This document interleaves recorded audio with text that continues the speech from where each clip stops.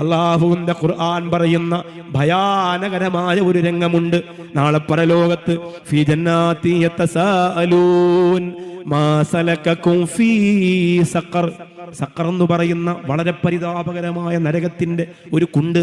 അതിനകത്ത് വീണ് കിടക്കുന്നവരോട് ചോദിക്കുന്നു, മാ സലകകും ഫീ സഖർ. എത്രയോ സ്ഥലമുണ്ട് നരകത്തിൽ, എത്രയോ കുണ്ടുകളുണ്ട് നരകത്തിൽ, എന്തുകൊണ്ട് നിങ്ങൾ ഇതിൻ്റെ അകത്ത് വീണുപോയെന്ന് ചോദിക്കുമ്പോ അവർ പറയുകയാണ്, ലം നകു മിനൽ മുസല്ലീൻ. ഞങ്ങൾ ഒരുപാട് കാര്യം ചെയ്തു. പള്ളിക്ക് വേണ്ടി ഓടി, യതീമായ കുട്ടിയുടെ കല്യാണത്തിനോടി, ഒരുപാട് മജ്‌ലിസുകൾ ഉണ്ടാക്കി, ഒരുപാട് പ്രവർത്തനങ്ങൾ നടത്തി. 20 കൊല്ലം പള്ളി പ്രസിഡന്റായി, 30 കൊല്ലം സംഘടനയുടെ ചെയർമാനായി.